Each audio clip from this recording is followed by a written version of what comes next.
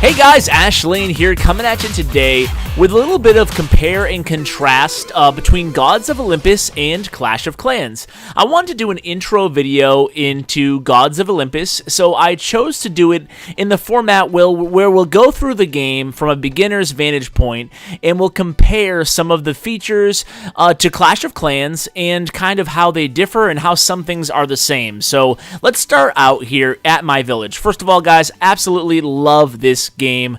I'm gonna be covering it now and again. I just can't get enough of it. It's so addicting. I think it's gonna be huge, and it's so new right now, so the possibilities are certainly endless. We'll talk about some of the new stuff coming in just a bit, but let's settle into our village here. You can see this is the village map. Now, the first difference between this game and Clash of Clans is you can see my temples here. The temples to my gods. I actually don't have all my temples yet because I can't quite afford them yet, but the temples are the win conditions in this game versus the town hall in Clash of Clans. So you have to destroy the temples versus the town hall in Clash of Clans. Now look at the huge map in this game. That's another big difference. The map is really, really big in Gods of Olympus versus a relatively smaller map in Clash of Clans. Now that's by design, because this game, Gods of Olympus, you have much more character control in real time during your battle. So we'll actually cover that in just a bit,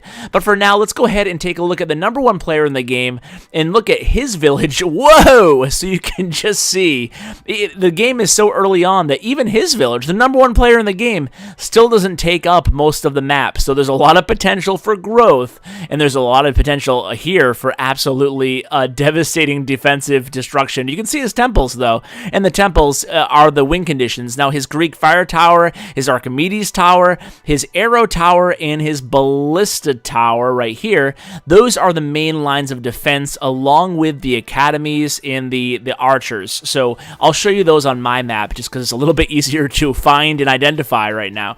So this is my academy. This is a really big part of the game. On defense, the archery range in the academy spawns units to defend your village. So when you're going in on offense, like we'll do in just a second here, you're going to have to contend with those spawned units coming at you during the entire battle until you kill the units, obviously.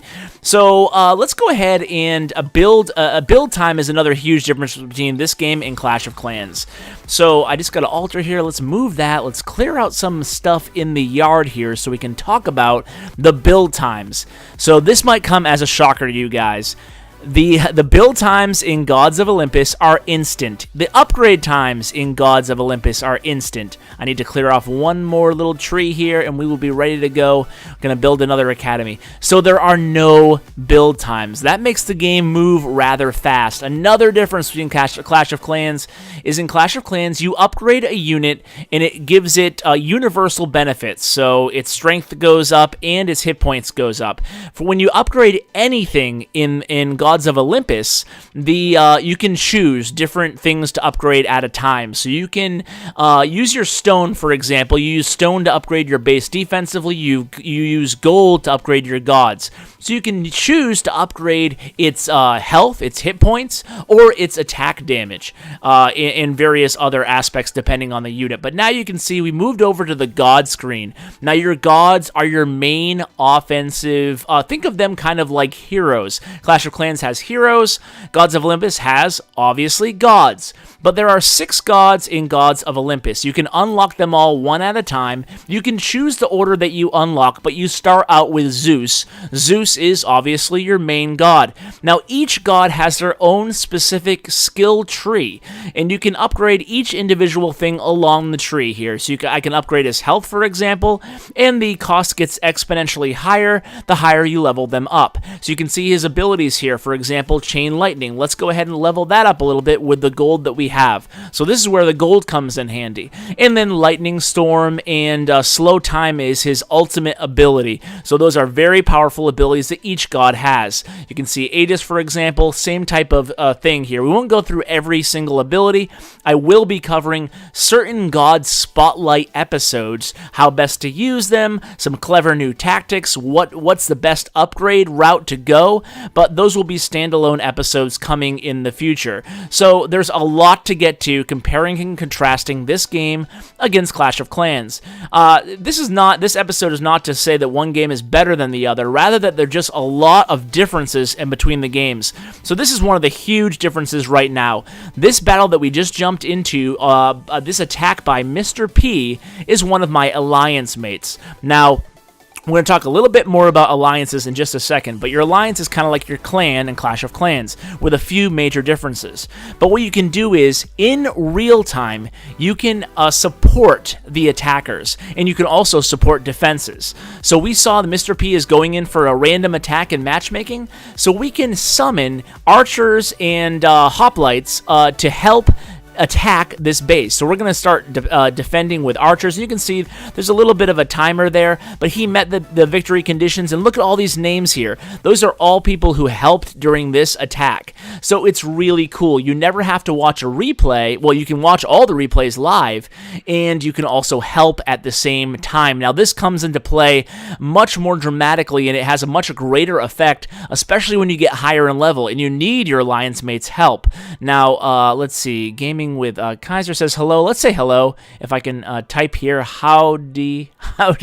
Okay, so we'll say hi. Now, let's go. They can have an officer chat as well. So the clan versus the alliance, right? So they have alliances. This is our alliance, Elite Nation. We filled up really fast after I had the developer interview with Jay over at one of the developers and creators of Gods of Olympus. If you haven't seen that episode, you should definitely check it out. It's absolutely great. So this is a huge difference. You can see as I scroll down, 100 people in an alliance, and that actually helps. That way there's always people online, especially in a good alliance like ours, that there's always people online to help you in your attacks. Let's go ahead, speaking of attacks, let's go ahead and actually do one to show you how the game works. It gets a little chaotic, and you have to get used to it, and there's a lot of strategy involved. So let's take a look at the temples and see where the win condition is. The temples are all in the center of the base. So let's go ahead and start out here and summon some hoplites. So what you can do is another huge difference of the game. Not only can you help people in live battle time, you can also direct your gods along the map and choose what they target. So you can see I'm dropping my gods right now, but I'm not, they'll automatically go to the closest target, but as soon as you click anywhere on the map with your finger, they'll actually stay where you want them to go. So I charged in there. Now I'm going to send in Zeus. I'm going to send in the rest of the gods. I'm sending in the beefier, higher hit point gods first. I'm going to use their abilities one at a time here. There's a lot to, like I said, there's a lot to take in, a lot to pay attention to, and you can see these spawned little archers and hoplites all around the map. Those are actually my alliance mates helping me in real time. Now I'm going to use Aphrodite to try to charm a building. I'm not going to get into all the hero abilities, but there's different abilities with different cooldown timers and universal effects, all kinds of cool stuff that we won't get into in this video, but it was an easy victory for me. That's partially because my gods are pretty high level and my trophies are pretty low level, so I need to gain up in trophies a little bit, and then things will get a little bit more difficult for me.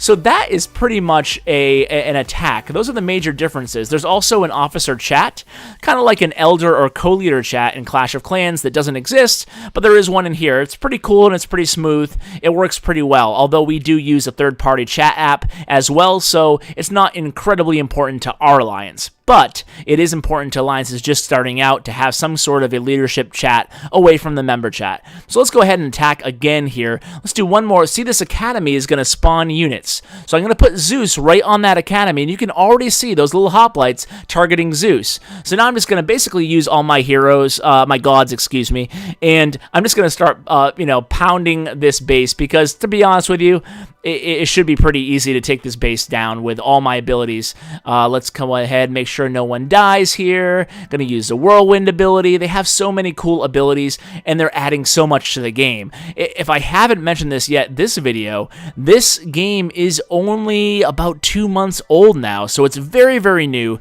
It's only right now currently has been launched for iOS. So only for iOS right now, but they're working hard for Android. So it will be Android soon. That is their #1 priority, and there is a big update coming, so there's already going to be a new God God, Hades. So, yeah, that will be, what is it, 7 gods now? So yeah, a lot of cool things to come. I like this game a lot because it sucks you in. It really makes you, it's really hard to log off because there's always somebody to help, and there's always attacks to do. Speaking of attacks to do, I would be remiss if I did not mention one of the other big differences, is there is no troop training time or god training time. You get nectar, and that is something that allows you to build up the ability to attack. And you can have up to 5,000 nectar at a time. You can see I actually have a lot of nectar right now, but what you do is you build up that nectar, and it costs 1,000 nectar to do an attack. So basically, you're if you play like a game like Rival Kingdoms, it's kind of based around that type of premise, where you can attack 5 times and then take a little break, and then your attacks will build up again. Your nectar, which is your attack currency, will build up again over time, and it's basically, you know, one attack every 20 minutes or something like that.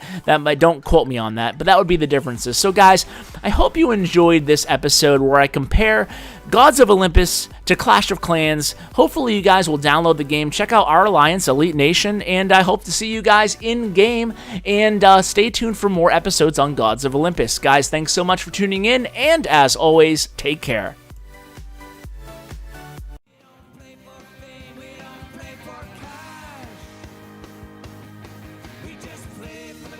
Hey guys, before I let you go, be sure to subscribe and check out my other channel. It is 3-Star Vault Clash of Clans, an aggregation of 3-star attacks sorted by Town Hall level and strategy. Thanks for watching, and as always, take care, guys.